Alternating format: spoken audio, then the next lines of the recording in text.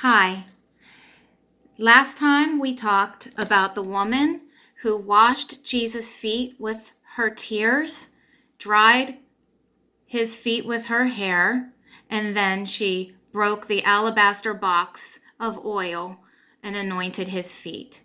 So we're going over that historical event verse by verse. And right now we're on verse 38. In verse 38, we talked about how she wet his feet with her tears. Okay? And then it says that at his feet weeping, she began to wet his feet with her tears and kept wiping them with the hair of her head. I wanted to point out that she kept wiping them with the hair of her head means that she took her time during this process. She was not in a rush to complete this task of worship. She wasn't rushing through worship. She wasn't rushing through this process because there were a bunch of men in the room and this was a dinner time and there were a lot of people, a public event happening. She wasn't trying to rush through it because she was worried about what Jesus' reaction would be. She was taking her time. This was extravagant worship on her part. She was taking her time, caring for this process in worship. And we would do well to do the same. It's okay to lay everything at his feet and take your time there because he also wasn't rushing her. If you look at it, she kept drying her feet with the hair of her head, and he didn't go anywhere. He allowed her to take her time, and he allowed her to go on with this process. Jesus wants us to be there with him in this time of worship. He is not going to go anywhere, and we can enjoy time with him. He desires to have that time with us. So then it says that after she had dried his feet with her hair, it says that, and kissing his feet. And in those days, when a servant would kiss the feet of their master, they were just acknowledging their lowly state and the master's royalty, the master's higher state. So that's what she was doing there. And that just again brings in that poverty of spirit. I know I'm not worthy, dear Lord. I'm not worthy. And I know that you are more than worthy to receive this worship that I bring to you, that I'm not worthy to even give you. So that's what was going on there with the kissing of the feet. And then we see in verse 38, it says, standing behind him at his feet.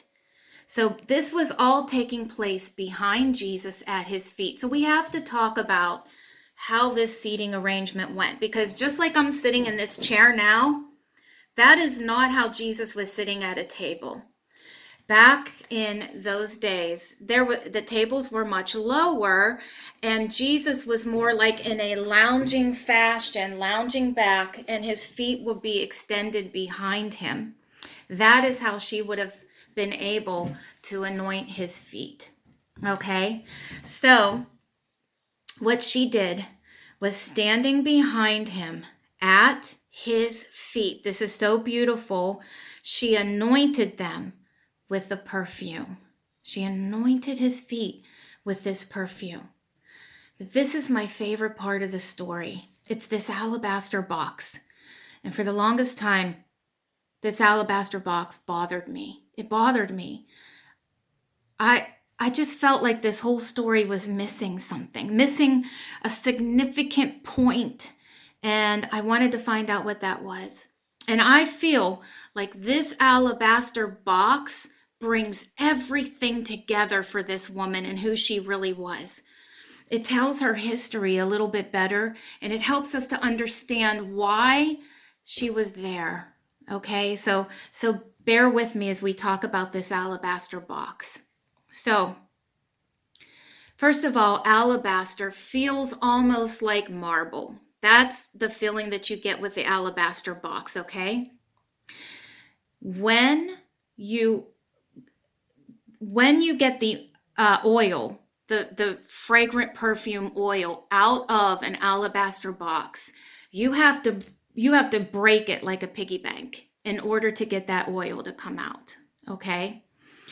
In the days of Jesus, at the age of availability, the family would purchase that alabaster box for their daughter, and then they would go and buy that perfumed oil to put inside the alabaster box.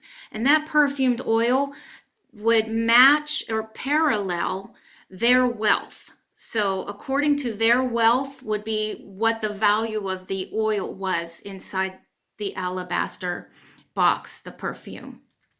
Okay, so they would fill it with that costly perfume. And then that would be hers to keep as a dowry for whomever she would marry. So when she became of age, okay, she would break that alabaster box at the feet of her husband, at the feet of her future husband, okay? The minute that someone asked for her hand and her father came into agreement with that person, she would come out and she would break that alabaster box right at his feet, and she would anoint his feet to show him honor. I just want to know if you see the gravity of this alabaster box with me now.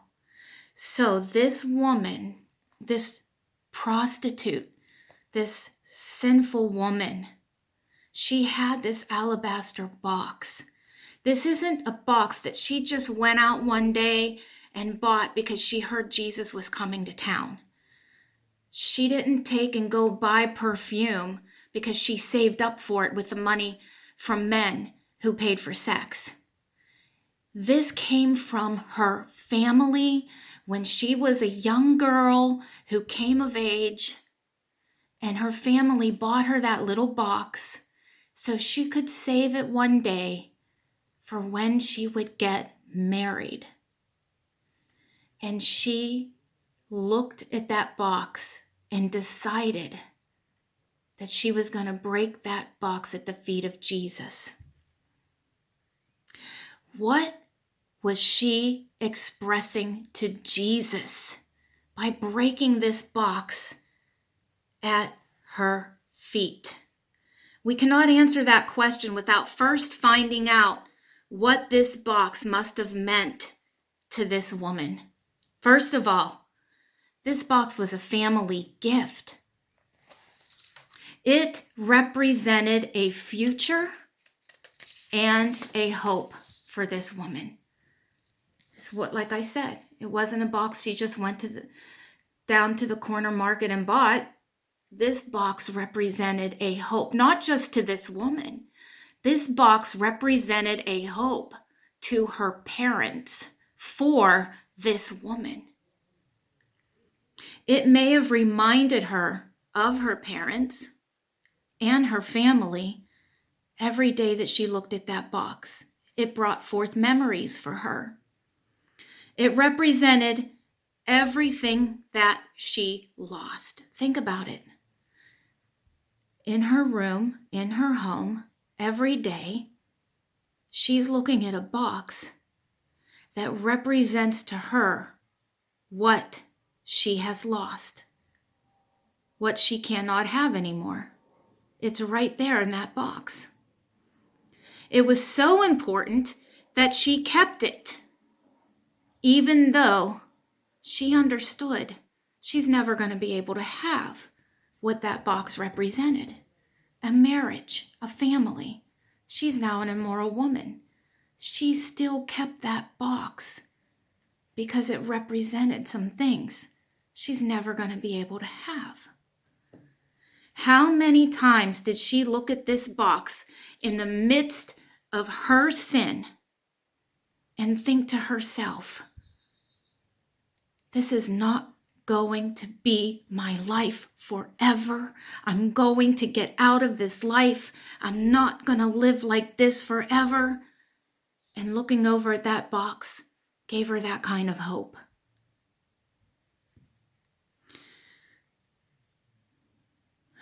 There was only supposed to be one person in her entire life that was supposed to be worthy enough for her to shatter that box at their feet. There was only supposed to be one person. So, what was she expressing to Jesus when she broke that box at his feet? She was saying, I'm no longer my own person. I can't be my own person anymore. My future now belongs to you, Jesus. Please take my future for me. And all that I am, my past, my present, my future, I give it all to you. I offer it all to you, Jesus. If you will just have me. I am committed to you from this day forward. And then she just smashed it right at his feet.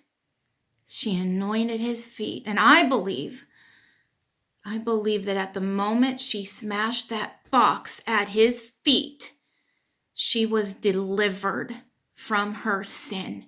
She was delivered from everything that ever held her down. She was delivered from sin. She was delivered from bitterness. She was delivered from worthlessness. She was delivered from shame. She was delivered from everything that Satan had ever tied her down with. And those chains, those shackles that held her down, that those shackles of sin were broken off of her the minute that box shattered at Jesus' feet. I know that's what happened for her. That's what's so special about that alabaster box. How many times has something been like that for you? Have you had a hope and a future and a life, and it didn't turn out the way that you thought it should? Has it completely gone in reverse for you? It doesn't have to be that way. You can lay everything right now at the feet of Jesus, and he will restore everything for you. He will be your Lord and Savior. He will change your life, and he will make you whole. And that's what he did for this woman. He did not turn her away. We go to verses 39 to 46 in the next video. Thank you for watching.